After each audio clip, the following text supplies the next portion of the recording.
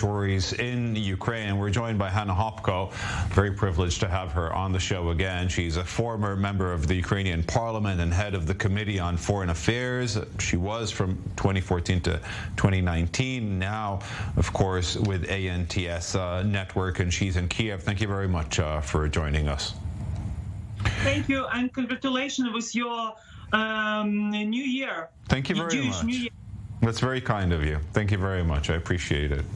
According to your estimates, how many people in these provinces actually vote for annexation? Because we were talking about the turnout, and the turnout, I understand, was very low. But the Russians report numbers like 98%, 95%, 87% in Kherson. How many do you think actually voted for annexation?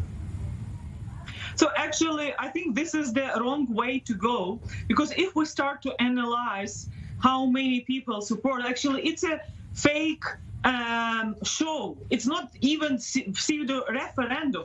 I would never call it fake referendum, using the word referendum, because actually this is the way how Kremlin is trying to justify the further annexation of Ukrainian territories.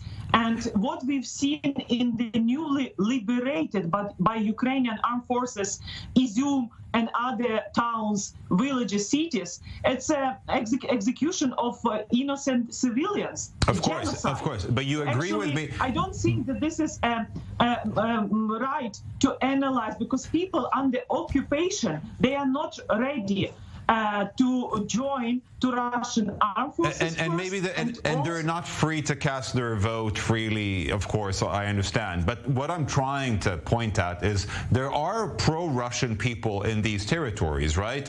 In Donetsk, in Kherson, etc., and all these people in Zaporizhia, there are pro-Russia people. So I'm asking, according to your estimates, if these referendums, or these, let's say, a real referendum would have been held, even by Ukraine, for something like this, how many do you think in those territories are pro-Russian? How many would it make sense that would vote for annexation to Russia?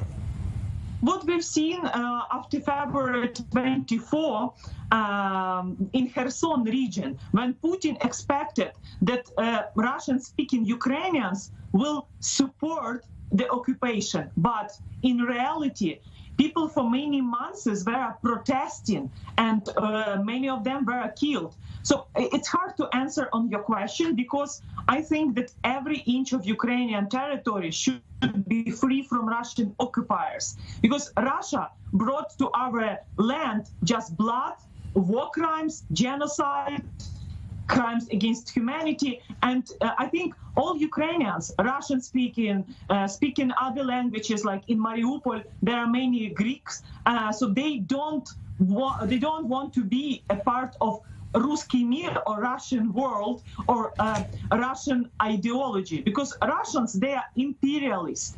They don't care about human lives and about voting rights. And what you've seen, how people were under gun voting. So it's not about free and fair choice. It's about Hanna, in the last few weeks, there have been some significant gains by Ukraine in the territory, and you mentioned some cities that were freed. I want to ask about these referendums, what happened in the last few days. Ukraine is now backed by a lot of military technologies by the West. You have some of the best military assistance with weapons from the United States and NATO, etc. Was there an attempt to sabotage these referendums? Because basically you could have interrupted them. You could have done something to try and infiltrate these territories and make sure that they don't even take place, no?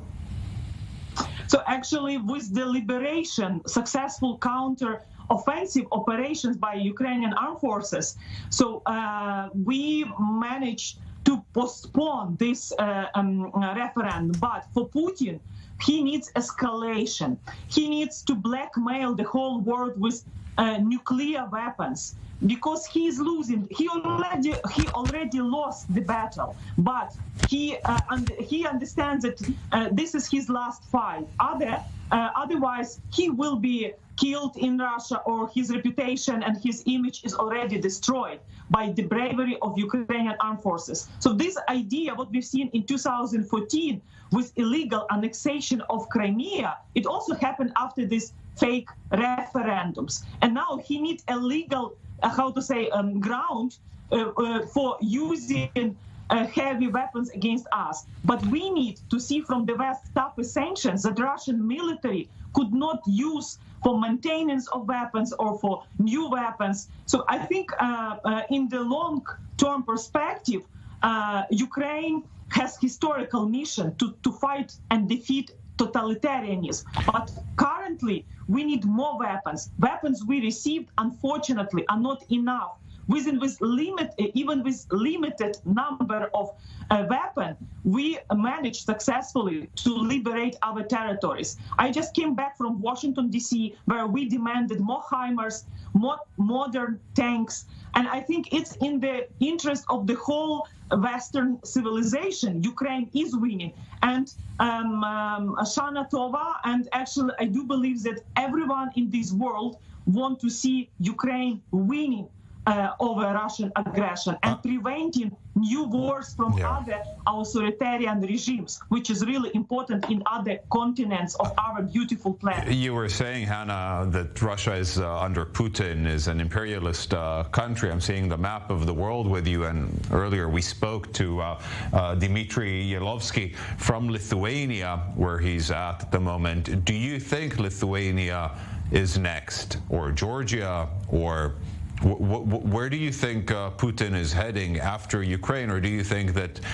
the tough war with Ukrainians is making him understand that these occupations are not as easy as he would have wanted them to be?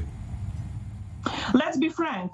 In 1991, with the Soviet Union disintegration, it was a defeat of communism, but not the defeat of colonialism. So after Soviet Union collapsed, Russia started its aggression against Moldova, Chechnya. Remember what they did with Chechen people, a genocide. Then Georgia in 2008, then Ukraine in 2014. So I think this is Ukraine's historical mission to stop and to defeat Russian imperialism. It's not just about regime change, because I'm sure with the change of Putin, the Russian imperialistic nature of Russian statehood will not be changed.